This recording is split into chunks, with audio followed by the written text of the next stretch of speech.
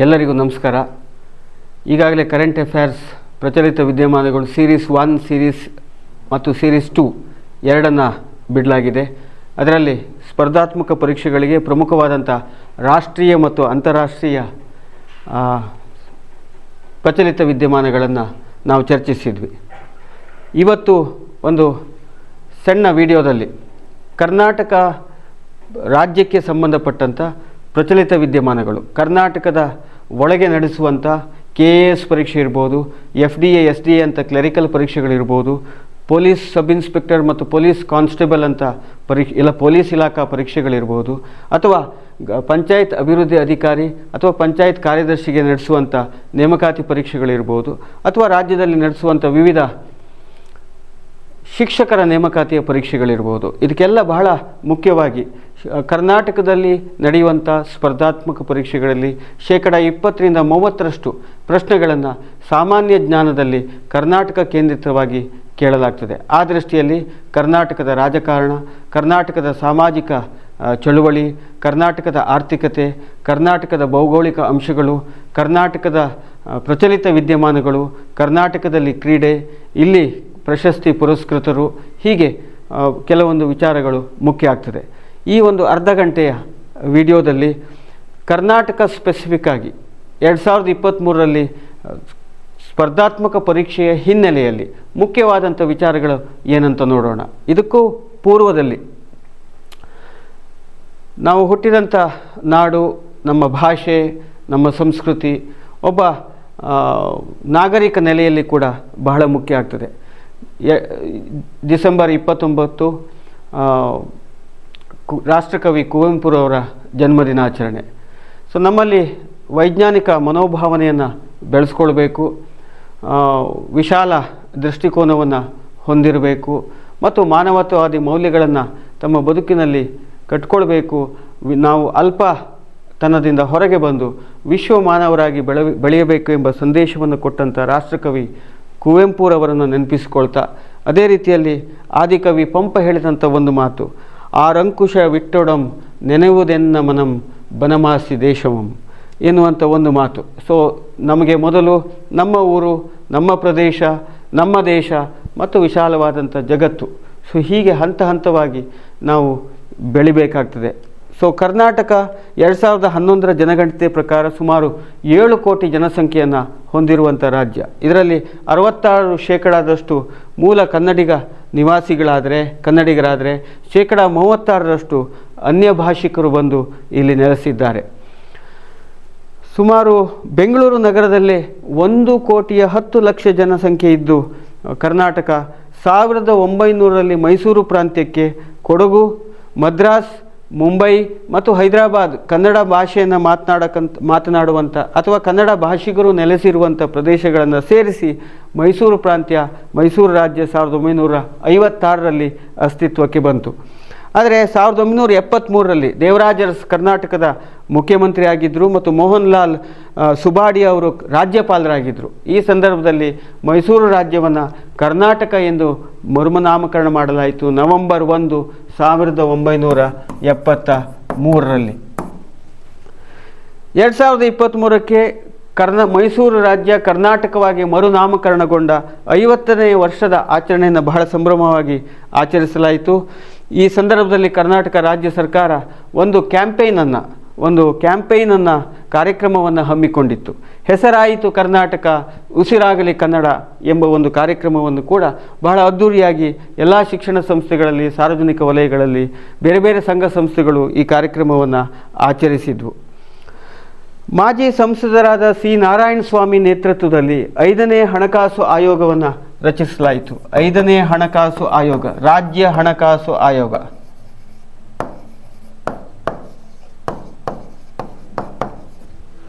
So ಈ 5ನೇ ಹಣಕಾಸು ಆಯೋಗದ ಕೆಲಸ ಏನು ಕೇಳಿದರೆ, ನಗರ ಮತ್ತು ಗ್ರಾಮೀಣ ಸ್ಥಳೀಯ ಸಂಸ್ಥೆಗಳ ಆರ್ಥಿಕ ಸ್ಥಿತಿಗತಿಯನ್ನು ಪರಿಶೀಲಿಸಿ ಸಂಪನ್ಮೂಲಗಳ ಹಂಚಿಕೆ ಅಥವಾ ವಿಭಜನೆ ಮಾಡಿ ಕೊಡುವಂಥ ಅದರ ಕುರಿತಾಗಿ ಶಿಫಾರಸು ಮಾಡುವಂಥ ಒಂದು ಬಹಳ ಮುಖ್ಯವಾದಂಥ ಹಣಕಾಸು ಆಯೋಗ, ರಾಜ್ಯ ಹಣಕಾಸು ಆಯೋಗ. 2022-23ರಲ್ಲಿ ಕರ್ನಾಟಕದಲ್ಲಿ ಒಟ್ಟು $10 ಬಿಲಿಯನ್ 10 ಬಿಲಿಯನ್ ಅಮೇರಿಕನ್ ಡಾಲರ್ಸ್ ವಿದೇಶಿ ಬಂಡವಾಳವನ್ನು ಆಕರ್ಷಿಸಿತ್ತು ಕರ್ನಾಟಕ ರಾಜ್ಯ ಅನ್ನುವಂಥ ಒಂದು ಆರ್ಥಿಕವಾಗಿ ಬಹಳ ಮುಖ್ಯವಾದಂಥ ಮಾಹಿತಿ. 2023ರಲ್ಲಿ ಕರ್ನಾಟಕದಲ್ಲಿ ಹುಲಿ ಉಗುರಿನ ಕುರಿತಾಗಿ ಭಾರೀ ಚರ್ಚೆ ಮತ್ತು ವಿವಾದಗಳು ಸೃಷ್ಟಿಯಾಗಿದ್ವು. 2022ರ ತನಕ ಇಡೀ ದೇಶ, ಭಾರತ ದೇಶ ಜಗತ್ತಿನಲ್ಲಿ ಅತ್ಯಂತ ಹೆಚ್ಚು ಹುಲಿಗಳನ್ನು ಹೊಂದಿರುವಂಥ ದೇಶ ಅಂತ ಪರಿಗಣಿಸಲ್ಪಟ್ಟರೆ 2022ರ ತನಕ ಭಾರತ ದೇಶದಲ್ಲಿ ಅತ್ಯಂತ ಹೆಚ್ಚು ಹುಲಿಗಳನ್ನು ಹೊಂದಿರುವಂಥ ರಾಜ್ಯ ಅಂದರೆ ಅದು ಕರ್ನಾಟಕವಾಗಿತ್ತು. ಆದರೆ 2023ರಲ್ಲಿ ಅತ್ಯಂತ ಹೆಚ್ಚು ಹುಲಿಗಳನ್ನು ಹೊಂದಿರುವಂಥ ರಾಜ್ಯವಾಗಿ ಮಧ್ಯಪ್ರದೇಶ ನಂಬರ್ 1 ಸ್ಥಾನವನ್ನು ಪಡೆದರೆ ಕರ್ನಾಟಕ 2ನೇ ಸ್ಥಾನಕ್ಕೆ ಕುಸಿಯಿತು.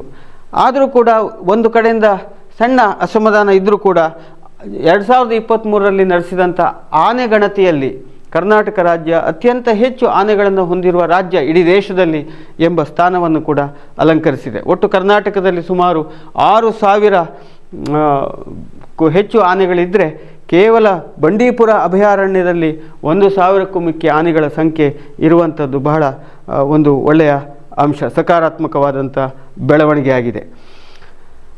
ಈ ವನ್ಯಜೀವಿ ಸಂರಕ್ಷಣಾ ಕಾಯ್ದೆ 1972ರ ವೈಲ್ಡ್ ಲೈಫ್ ಪ್ರೊಟೆಕ್ಷನ್ ಆ್ಯಕ್ಟ್ ಅಂತ ಕರೀತಾರೆ. ವನ್ಯಜೀವಿ ಸಂರಕ್ಷಣಾ ಕಾಯ್ದೆ ಬಹಳ ಮುಖ್ಯ ಆಗ್ತದೆ. ಈ ಕಾಯ್ದೆ ಪ್ರಕಾರ ವನ್ಯಜೀವಿಗಳನ್ನು ಬೇಟೆ ಆಡುವುದು ಕೂಡ ಒಂದು ಶಿಕ್ಷಾರ್ಹ ಅಪರಾಧ ಎಂದು ಪರಿಗಣಿಸಲಾಗಿದೆ.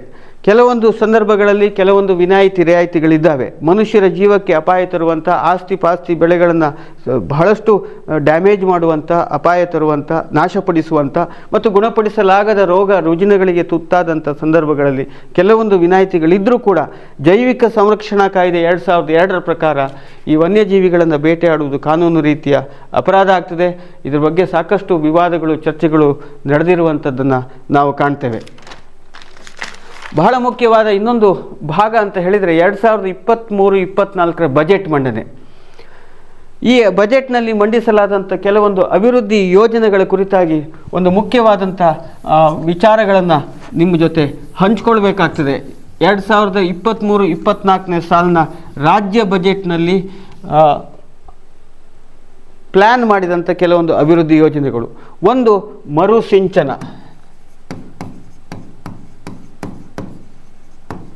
ಮರುಸಿಂಚನ. ಸೊ ಮಕ್ಕಳಲ್ಲಿ, ಅದರಲ್ಲೂ ಮುಖ್ಯವಾಗಿ ಗ್ರಾಮೀಣ ಪ್ರದೇಶದಲ್ಲಿ ಕಲಿಕಾ ನ್ಯೂನತೆ ಇದ್ದಂಥ ಸಂದರ್ಭದಲ್ಲಿ ಅದನ್ನು ಹೋಗಲಾಡಿಸಲಿಕ್ಕೆ ಸುಮಾರು 33 ಲಕ್ಷ ವಿದ್ಯಾರ್ಥಿಗಳನ್ನು ಗುರಿಯಾಗಿಟ್ಟುಕೊಂಡು 80 ಕೋಟಿ ರೂಪಾಯಿ ವೆಚ್ಚದಲ್ಲಿ ಒಂದು ಕಲಿಕಾ ಬಲವರ್ಧನಾ ಕಾರ್ಯಕ್ರಮವನ್ನು ಕೂಡ ಬಜೆಟ್ನಲ್ಲಿ ಪ್ರಸ್ತಾಪಿಸಲಾಗಿದೆ. ಅದೇ ರೀತಿಯಲ್ಲಿ ಶಿಕ್ಷಣ ಇಲಾಖೆ ಮತ್ತು ಅರಣ್ಯ ಇಲಾಖೆ ಜೊತೆಯಾಗಿ ಸಹಭಾಗಿತ್ವದಲ್ಲಿ ಶಾಲಾ ಸುತ್ತಮುತ್ತ ಸುಮಾರು 50 ಲಕ್ಷ ಸಸಿಗಳನ್ನು ನೆಡುವಂಥ ಒಂದು ಕಾರ್ಯಕ್ರಮ ಸಸ್ಯ ಶ್ಯಾಮಲ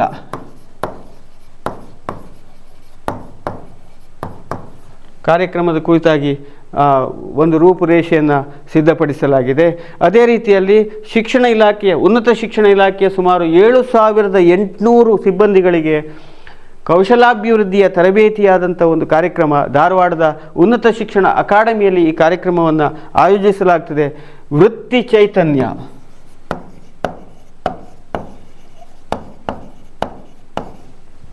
ಚೈತನ್ಯ ಕಾರ್ಯಕ್ರಮಕ್ಕೆ ಕೂಡ ಬಜೆಟನ್ನು ತೆಗೆದಿಡಲಾಗಿದೆ. ಬಡವರಿಗೆ ಕಣ್ಣಿನ ಪೊರೆ ಶಸ್ತ್ರಚಿಕಿತ್ಸೆಗಾಗಿ ಉಚಿತವಾಗಿ ಕನ್ನಡಕ ವಿತರಣೆಗಾಗಿ ಆಶಾಕಿರಣ ಅನ್ನುವಂಥ ಒಂದು ಯೋಜನೆಯನ್ನು ಸಿದ್ಧಪಡಿಸಲಾಗಿದೆ. ಆಶಾಕಿರಣ. ಅದೇ ರೀತಿಯಲ್ಲಿ ಹಳ್ಳಿ ಪ್ರದೇಶದಲ್ಲಿ ಕೃಷಿ ಕ್ಷೇತ್ರದಲ್ಲಿ ಜಾನುವಾರುಗಳ ಆಕಸ್ಮಿಕ ಮರಣಕ್ಕೀಡಾದರೆ, ಕುರಿ ಮತ್ತು ಮೇಕೆಗಳು ಆಕಸ್ಮಿಕವಾಗಿ ಮರಣಕ್ಕೀಡಾದರೆ ರೂಪಾಯಿ 5,000, ಹಸು ಮತ್ತು ಎತ್ತು ಮರಣಕ್ಕೀಡಾದರೆ ಸುಮಾರು 10,000 ರೂಪಾಯಿ ಪರಿಹಾರ ನೀಡುವಂಥ ಒಂದು ಅನುಗ್ರಹ ಯೋಜನೆಯನ್ನು ಕೂಡ ಸಿದ್ಧಪಡಿಸಲಾಗಿದೆ. ಅನುಗ್ರಹ. ಅದೇ ರೀತಿಯಲ್ಲಿ ಕೃಷಿ ಉತ್ಪನ್ನ ಮಾರುಕಟ್ಟೆ ಸಮಿತಿಗಳಲ್ಲಿ ಕಾರ್ಯನಿರ್ವಹಿಸುವಂಥ ನೌಕರರು ಮರಣಕ್ಕೆ ಈಡಾದರೆ ಅವರ ಶವ ಸಂಸ್ಕಾರಕ್ಕಾಗಿ ರೂಪಾಯಿ 25,000 ನೀಡುವಂಥ ಕಾಯಕ ನಿಧಿ ಯೋಜನೆಯನ್ನು ಕೂಡ ರೂಪಿಸಲಾಗಿದೆ. ಇದರ ಜೊತೆಗೆ ಒಂದಿಷ್ಟು ಗ್ರಾಮೀಣಾಭಿವೃದ್ಧಿ ಯೋಜನೆಗಳಾದಂಥ ಶಾಂತಿಧಾಮ ಇರಬಹುದು, ವಿದ್ಯಾಧಾಮ ಇರಬಹುದು, ಅರಿವು ಕೇಂದ್ರಗಳಿರಬಹುದು, ಶಿಶುಪಾಲನಾ ಕೇಂದ್ರಗಳ ಕೂಸಿನ ಮನೆ ಅನ್ನುವಂಥ ಕಾರ್ಯಕ್ರಮಗಳನ್ನು ಹಮ್ಮಿಕೊಳ್ಳಲಾಗಿದೆ. ಇದರ ಜೊತೆಗೆ ನಗರ ಪ್ರದೇಶದಲ್ಲಿ ಬಡವರು ಮತ್ತು ಶ್ರಮಿಕ ವರ್ಗದವರಿಗೆ ಅತ್ಯಂತ ಕಡಿಮೆ ದರದಲ್ಲಿ ಊಟ ಮತ್ತು ಉಪಹಾರ ಒದಗಿಸುವಂಥ ಇಂದಿರಾ ಕ್ಯಾಂಟೀನ್ಗೆ ಮರುಚಾಲನೆ ನೀಡಲಾಗಿದೆ. ಈಗಾಗಲೇ ಬಹಳಷ್ಟು ಚರ್ಚಿತವಾಗಿರುವಂಥ ಗ್ಯಾರಂಟಿ ಯೋಜನೆಗಳು, ಅದು ಗೃಹಜ್ಯೋತಿ ಇರ್ಬೋದು, ಗೃಹಲಕ್ಷ್ಮಿ ಇರ್ಬೋದು, ಶಕ್ತಿ ಯೋಜನೆ ಇರ್ಬೋದು, ಯುವ ನಿಧಿ ಇರ್ಬೋದು, ಅನ್ನಭಾಗ್ಯ ಇರ್ಬೋದು, ಇದನ್ನು ಕೂಡ ಜಾರಿಗೊಳಿಸಲಾಗಿದೆ. ಇದರ ಬಗ್ಗೆ ಹೆಚ್ಚು ಡೀಟೇಲ್ ಆಗಿ ಹೋಗುವ ಅವಶ್ಯಕತೆ ಇಲ್ಲ, ಯಾಕಂದರೆ ಇದು ದಿನಪತ್ರಿಕೆಗಳ ದಿನಾಲೂ ಇರುವಂಥ ಈ ಯೋಜನೆಗಳಿದೆ. ಕೃಷಿ ಉತ್ಪನ್ನಗಳ ಮೌಲ್ಯವರ್ಧನೆಗೆ ಮತ್ತು ಕೃಷಿಯಲ್ಲಿ ನಾವೀನ್ಯತೆಯನ್ನು ಪ್ರೋತ್ಸಾಹಿಸುವ ಒಂದು ಯೋಜನೆ ನವೋದ್ಯಮ ಯೋಜನೆಯನ್ನು ಕೂಡ ಜಾರಿಗೊಳಿಸಲಾಗಿದೆ. ನವೋದ್ಯಮ ಯೋಜನೆಗೆ ಕೂಡ ಚಾಲನೆಯನ್ನು ನೀಡಲಾಗಿದೆ. ಆಮೇಲೆ ಹಿಂದುಳಿದ ವರ್ಗಗಳು, ಅದರಲ್ಲೂ ಮುಖ್ಯವಾಗಿ ಅನುಸೂಚಿತ ಜಾತಿ, ಅನುಸೂಚಿತ ಪಂಗಡ, ಅಲ್ಪಸಂಖ್ಯಾತರು ಇವರೆಲ್ಲರನ್ನು ಸೇರಿಸಿ ಈ ಸಮುದಾಯಗಳ ನಿರುದ್ಯೋಗಿ ಯುವಜನತೆಗೆ 4 ಚಕ್ರ ವಾಹನ ಖರೀದಿಗೆ ಸಹಾಯಧನ ನೀಡುವಂಥ ಸ್ವಾವಲಂಬಿ ಸಾರಥಿ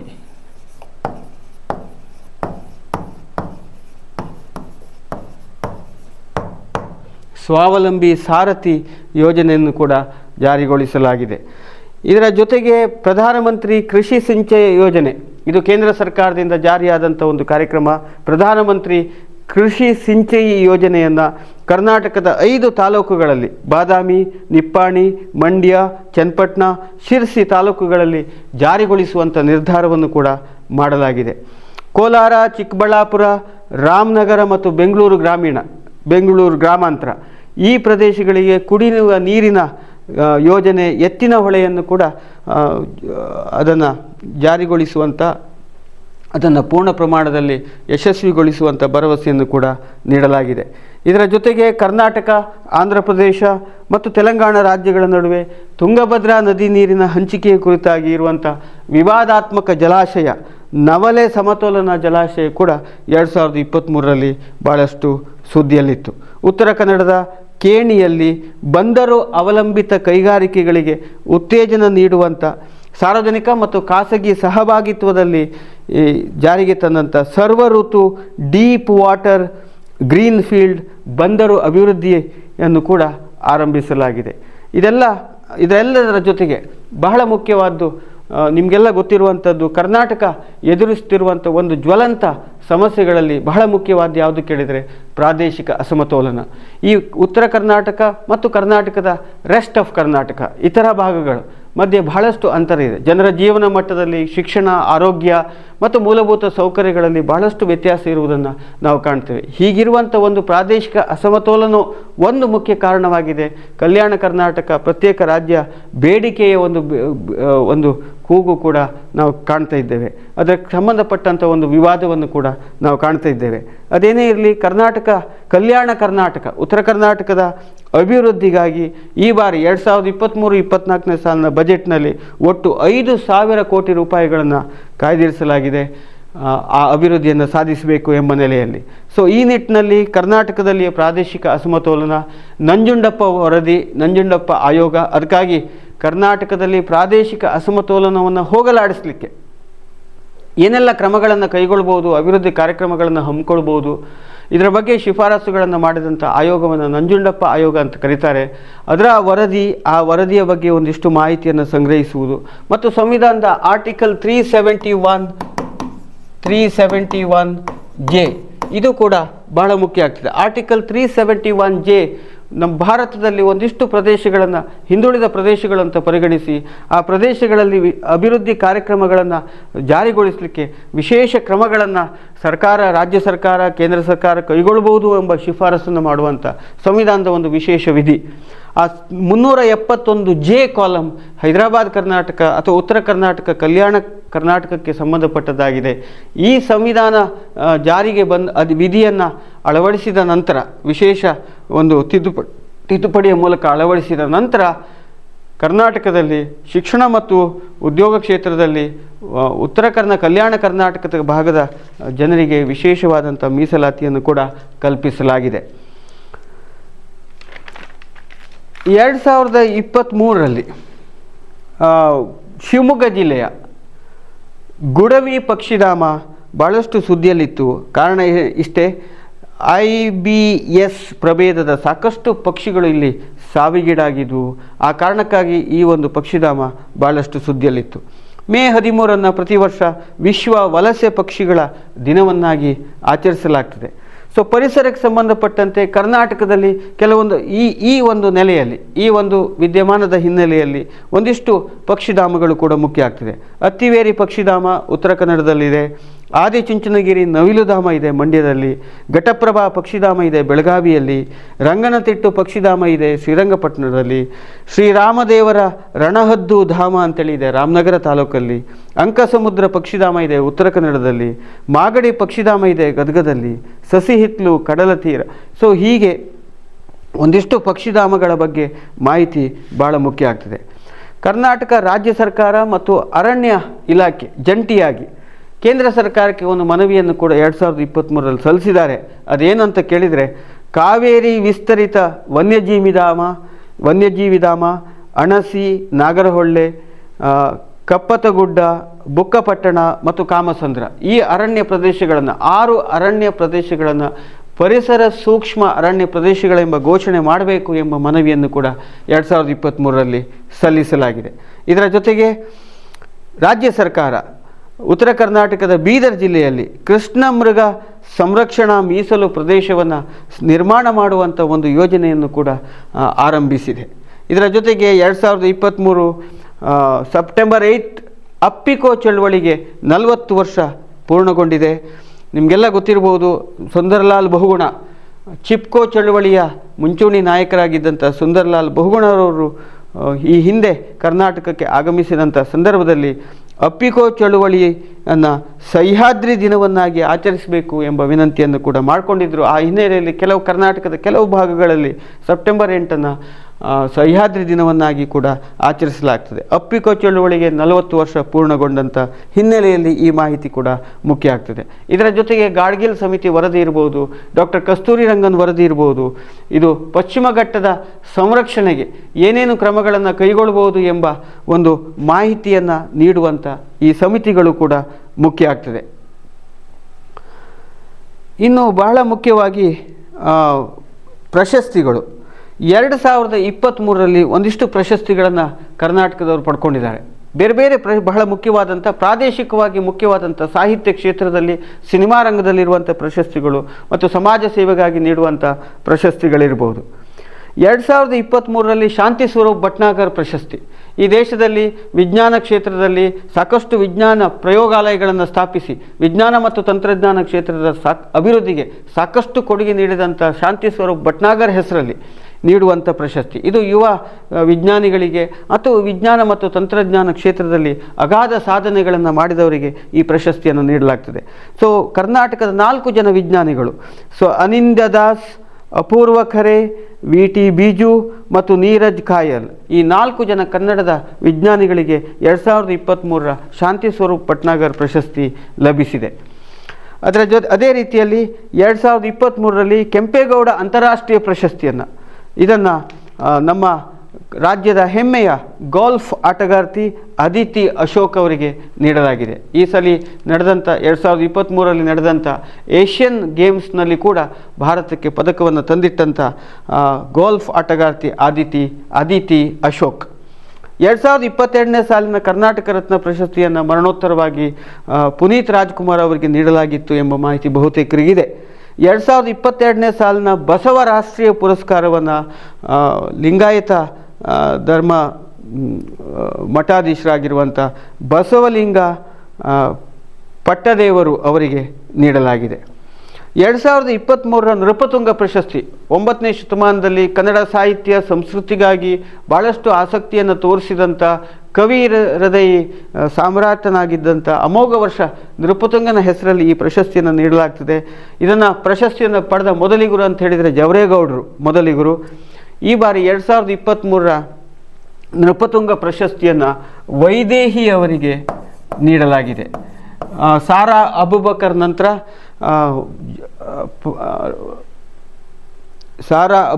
ನಂತರ ನೃಪತುಂಗ ಪ್ರಶಸ್ತಿಯನ್ನು ಪಡೆದಂಥ 2ನೇ ಮಹಿಳೆ ಅಂತ ಹೇಳಿದರೆ ವೈದೇಹಿ. ಸೊ BMTC ಇದರ ಸ್ಪಾನ್ಸರ್ಶಿಪ್, ಇದರ ಪ್ರಾಯೋಜಕತ್ವವನ್ನು ವಹಿಸಿದೆ. 2023ರ ರಾಷ್ಟ್ರೀಯ ಕುವೆಂಪು ಪ್ರಶಸ್ತಿಯನ್ನು ನಾನು ಈಗಾಗಲೇ ಕುವೆಂಪುರವರ ಉಲ್ಲೇಖವನ್ನು ಮಾಡಿದ್ದೆ. ಡಾಕ್ಟರ್ ಮಲ್ಲಿಕಾ ಎಸ್ ಗಂಟಿ ಅವರಿಗೆ ನೀಡಲಾಗಿದೆ. ಸುದೀರ್ಘ 30 ವರ್ಷಕ್ಕೂ ಮಿಕ್ಕಿ ಅಧ್ಯಾಪನ ವೃತ್ತಿಯಲ್ಲಿದ್ದು ಕನ್ನಡ ಸಾಹಿತ್ಯ ಮತ್ತು ಕ್ಷೇತ್ರದಲ್ಲಿ ಸಾಹಿತ್ಯ ಕ್ಷೇತ್ರಕ್ಕೆ ವಿಶೇಷ ಕೊಡುಗೆಗಳನ್ನು ನೀಡಿದ ಲೇಖಕರಾಗಿ ಸಾಹಿತಿಯಾಗಿ ಕೊಡುಗೆಗಳನ್ನು ನೀಡಿದ ಮಲ್ಲಿಕಾ ಎಸ್ ಗಂಟಿ ಅವರಿಗೆ 2023ರ ಬಸವ ರಾಷ್ಟ್ರೀಯ ಪ್ರಶಸ್ತಿಯನ್ನು ನೀಡಿ ಗೌರವಿಸಲಾಗಿದೆ. 2022-23ನೇ ಸಾಲಿನ ಪಂಪ ಪ್ರಶಸ್ತಿಯನ್ನು ಖ್ಯಾತ ಪತ್ರಕರ್ತ ಮತ್ತು ಸಾಹಿತಿಯಾಗಿರುವ ಡಾಕ್ಟರ್ SR ರಾಮಸ್ವಾಮಿ ಅವರಿಗೆ ನೀಡಿ ಗೌರವಿಸಲಾಗಿದೆ. ಇದಕ್ಕೆ ಪೂರ್ವದಲ್ಲಿ 2020-21ರ ಪಂಪ ಪ್ರಶಸ್ತಿಯನ್ನು ಪ್ರೊಫೆಸರ್ CP ಕೃಷ್ಣಕುಮಾರ್ ಅವರಿಗೆ ಸಾಹಿತ್ಯ ಕ್ಷೇತ್ರದ ಕೊಡುಗೆಗಾಗಿ ನೀಡಿದರೆ 2021-22ರ ಪಂಪ ಪ್ರಶಸ್ತಿಯನ್ನು ಡಾಕ್ಟರ್ ಬಾಬು ಕೃಷ್ಣಮೂರ್ತಿ ಅವರಿಗೆ, ಅವರು ಕೂಡ ಪತ್ರಕರ್ತರು ಲೇಖಕರು ಸಾಹಿತಿಯಾಗಿರುವ ಡಾಕ್ಟರ್ ಬಾಬು ಕೃಷ್ಣಮೂರ್ತಿ ಅವರಿಗೆ ನೀಡಲಾಗಿತ್ತು. ನೆನಪಿಟ್ಕೊಳ್ಳಿ, 2023ರ ಪಂಪ ಪ್ರಶಸ್ತಿಯನ್ನು ಪತ್ರಕರ್ತರು ಮತ್ತು ಸಾಹಿತಿಗಳಾಗಿರುವ ಡಾಕ್ಟರ್ SR ರಾಮಸ್ವಾಮಿ ಅವರಿಗೆ ನೀಡಿ ಗೌರವಿಸಲಾಗಿದೆ. 2022ರ ನಾಡೋಜ ಪ್ರಶಸ್ತಿ ಹಂಪಿ ವಿಶ್ವವಿದ್ಯಾನಿಲಯ ನೀಡುವಂಥ ಪ್ರಶಸ್ತಿ. ಇವರು 3 ಜನರಿಗೆ ನಾಡೋಜ ಪ್ರಶಸ್ತಿಯನ್ನು ನೀಡಲಾಗಿದೆ. ಹಾಸನ ಜಿಲ್ಲೆಯ ಖ್ಯಾತ ವೈದ್ಯರಾಗಿರುವಂಥ ಡಾಕ್ಟರ್ CN ಮಂಜುನಾಥ್, ಬೆಂಗಳೂರು ಮತ್ತು ಚಿಕ್ಕಬಳ್ಳಾಪುರದ ಶ್ರೀಯುತ ಕೃಷ್ಣಪ್ಪ ಜಿ ಮತ್ತು ಚಿಂತಾಮಣಿಯ S ಷಡಕ್ಷರಿ ಇಬ್ಬರೂ ಕೂಡ ಸಾಹಿತಿಗಳು, ಲೇಖಕರು. ಇವರು ಸಾಹಿತ್ಯ ಕ್ಷೇತ್ರದಲ್ಲಿ ನೀಡಿದ ಕೊಡುಗೆಗಳಿಗಾಗಿ 2023ರ ನಾಡೋಜ ಪ್ರಶಸ್ತಿಯನ್ನು ಕೂಡ ನೀಡಿ 22ರ ನಾಡೋಜ ಪ್ರಶಸ್ತಿ ನೀಡಿದ್ದು 23ರಲ್ಲಿ ನೀಡಿ ಗೌರವಿಸಲಾಗಿದೆ. 2023ನೇ ಸಾಲಿನಲ್ಲಿ ಒಂದಿಷ್ಟು ಕನ್ನಡಿಗರು ರಾಷ್ಟ್ರಮಟ್ಟದ ಪ್ರಶಸ್ತಿಗಳನ್ನು ಪಡೆದಿದ್ದಾರೆ. ಅದರಲ್ಲಿ ಮುಖ್ಯವಾಗಿ ಕರ್ನಾಟಕದ ಮಾಜಿ ಮುಖ್ಯಮಂತ್ರಿ ಮತ್ತು ಕೇಂದ್ರದ ಮಾಜಿ ಕ್ಯಾಬಿನೆಟ್ ದರ್ಜೆಯ ಸಚಿವರಾಗಿದ್ದಂಥ SM ಕೃಷ್ಣ ಅವರಿಗೆ ಪದ್ಮವಿಭೂಷಣ ಪ್ರಶಸ್ತಿಯನ್ನು ನೀಡಿ ಗೌರವಿಸಲಾಗಿದೆ. ಇಬ್ಬರು SL ಭೈರಪ್ಪ, ಖ್ಯಾತ ಸಾಹಿತಿ, ಕಾದಂಬರಿಗಾರ SL ಭೈರಪ್ಪ ಮತ್ತು ಸಾಮಾಜಿಕ ಕ್ಷೇತ್ರದಲ್ಲಿ ಇತ್ತೀಚೆಗೆ ಬಹಳಷ್ಟು ಸುದ್ದಿಯಲ್ಲಿರುವಂಥ ಸುಧಾಮೂರ್ತಿ ಅವರಿಗೆ 2023ರ ಪದ್ಮಭೂಷಣ ಪ್ರಶಸ್ತಿಯನ್ನು ನೀಡಿ ಗೌರವಿಸಲಾಗಿದೆ. ಸುಧಾಮೂರ್ತಿಯವರು ಕರ್ನಾಟಕದಲ್ಲಿ ದೇವದಾಸಿ ವ್ಯವಸ್ಥೆಯನ್ನು ಹೋಗಲಾಡಿಸಲಿಕ್ಕೆ, ಆ ಒಂದು ಸಾಮಾಜಿಕ ಪಿಡುಗನ್ನು ಹೋಗಲಾಡಿಸಲಿಕ್ಕೆ ಸಾಕಷ್ಟು ಪ್ರಯತ್ನಗಳನ್ನು ಪಟ್ಟಿದ್ದರು. ಯುವಜನತೆಯಲ್ಲಿ ಕೌಶಲಾಭಿವೃದ್ಧಿಗೆ ಮತ್ತು ಉತ್ತರ ಕರ್ನಾಟಕ ಭಾಗದಲ್ಲಿ ಮುಖ್ಯವಾಗಿ ಶಿಕ್ಷಣವನ್ನು ಸಾಕ್ಷರತಾ ಪ್ರಮಾಣವನ್ನು ಹೆಚ್ಚಿಸಲಿಕ್ಕೆ ಸಾಕಷ್ಟು ಅಭಿವೃದ್ಧಿ ಕಾರ್ಯಕ್ರಮಗಳನ್ನು ಕೂಡ ಪ್ರೋತ್ಸಾಹಿಸ್ತಾ ಇದ್ದಾರೆ. ಜೊತೆಗೆ ಸಾಹಿತ್ಯ ಮತ್ತು ಸಾಹಿತ್ಯ ಕ್ಷೇತ್ರದಲ್ಲಿ ಕೂಡ ಲೇಖನಗಳನ್ನು, ಪುಸ್ತಕಗಳನ್ನು ಬರೆಯುವುದರ ಮೂಲಕ ಇತ್ತೀಚೆಗೆ ಬಹಳಷ್ಟು ಸುದ್ದಿಯಲ್ಲಿದ್ದಾರೆ. Common yet uncommon, common yet uncommon.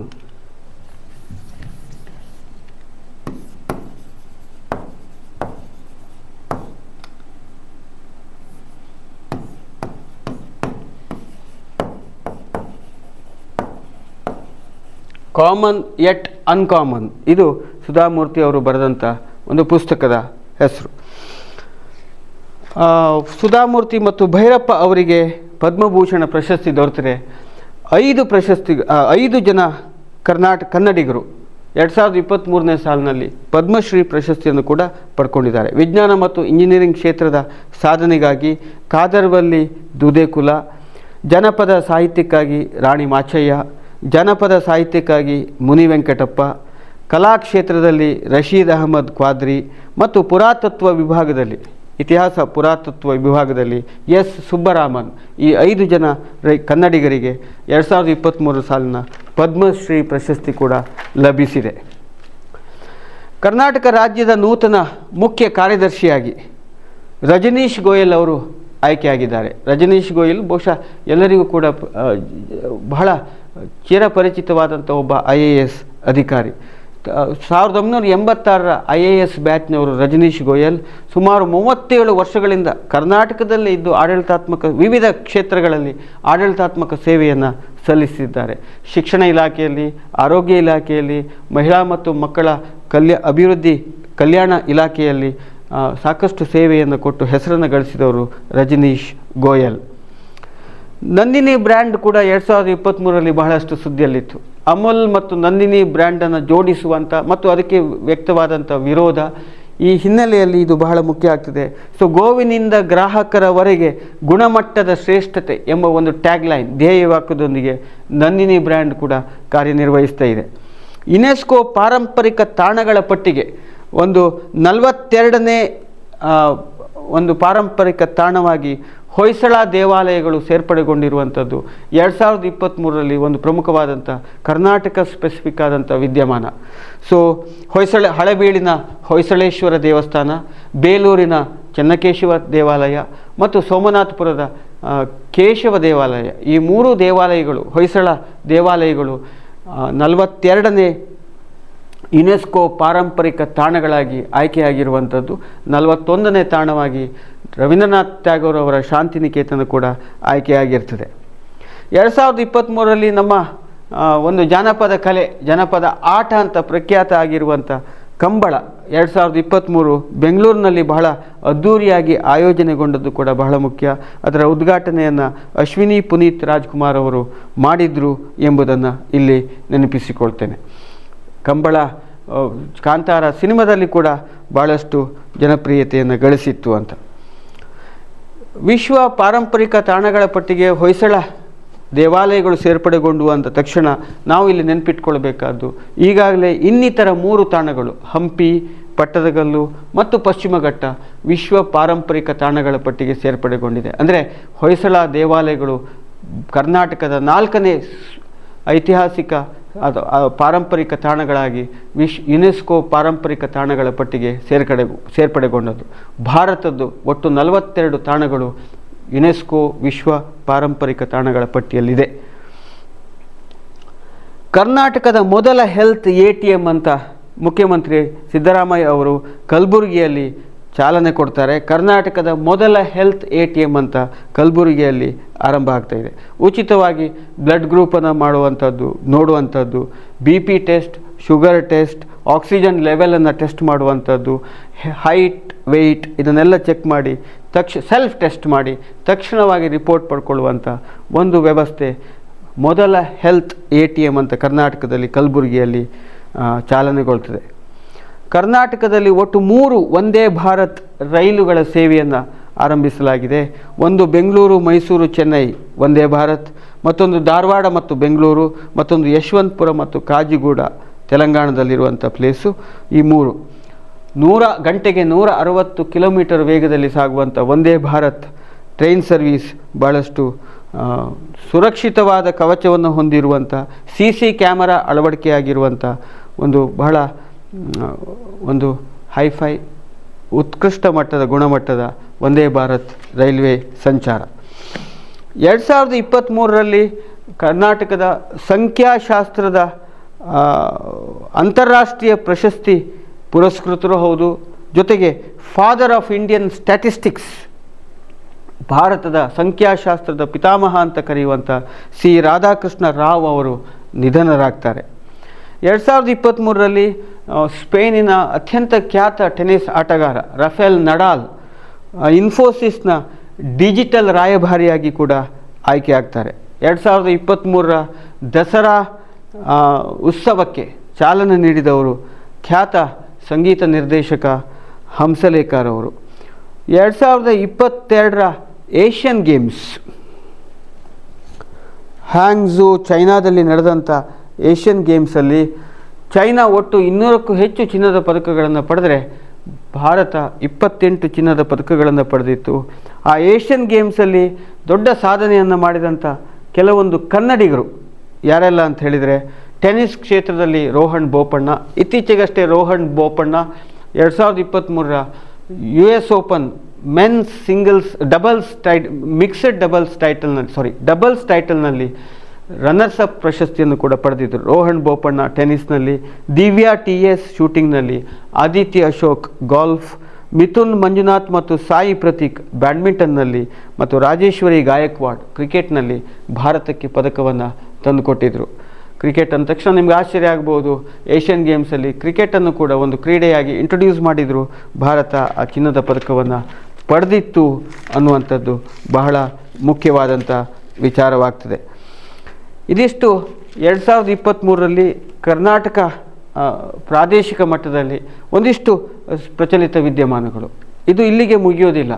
ಪ್ರಚಲಿತ ವಿದ್ಯಮಾನಗಳ ಬಗ್ಗೆ ಓದುವುದು, ತಿಳ್ಕೊಳ್ಳುವಂಥದ್ದು, ಮಾಹಿತಿಯನ್ನು ಸಂಗ್ರಹಿಸುವಂಥದ್ದು, ಆಸಕ್ತಿಯನ್ನು ಬೆಳೆಸ್ಕೊಳ್ಳುವಂಥದ್ದು ಒಂದು ನಿರಂತರವಾದಂಥ ಹವ್ಯಾಸವಾಗಬೇಕು ಸ್ಪರ್ಧಾತ್ಮಕ ಪರೀಕ್ಷೆಗಳನ್ನು ಬರೆಯುವಂಥ ಆಕಾಂಕ್ಷಿಗಳಿಗೆ. ನಾವು ಯಾವಾಗ ದಿನಪತ್ರಿಕೆಯನ್ನು ದಿನಾಲು ಓದ್ತೇವೆ, ನಿರಂತರವಾಗಿ ಓದ್ತಾ ಇರ್ತೇವೆ, ಮ್ಯಾಗಝೀನ್ಗಳನ್ನು ನಿರಂತರವಾಗಿ ಓದ್ತಾ ಇರ್ತೇವೆ, ನ್ಯೂಸ್ ಚಾನೆಲ್ಗಳನ್ನು ನಿರಂತರವಾಗಿ ನೋಡ್ತಾ ಇರ್ತೇವೆ, ಮತ್ತು ಸ್ಪರ್ಧಾತ್ಮಕ ಪರೀಕ್ಷೆಯ ದೃಷ್ಟಿಕೋನದಲ್ಲಿ ಇಂತಹ ಮಾಹಿತಿಗಳು ನಮಗೆ ಮುಖ್ಯ ಅಂತ ಯಾವಾಗ ಗೊತ್ತಾಗತ್ತೆ, ಆಗ ಈ ವಿಚಾರದಲ್ಲಿ ಒಂದಿಷ್ಟು ಜ್ಞಾನವನ್ನು ಸಂಪಾದಿಸಿ ಸ್ಪರ್ಧಾತ್ಮಕ ಪರೀಕ್ಷೆಗಳಲ್ಲಿ ಯಶಸ್ಸನ್ನು ಗಳಿಸಲಿಕ್ಕೆ ಸಾಧ್ಯ ಅಂತ ಹೇಳ್ತಾ ಈ ಒಂದು current affairs part 3 Karnataka specific ಆದಂಥ ಪ್ರಚಲಿತ ವಿದ್ಯಮಾನಗಳ ವಿಡಿಯೋವನ್ನು ಎಂಡ್ ಮಾಡ್ತಾ ಇದ್ದೇನೆ. Thank you for listening. Thank you one and all.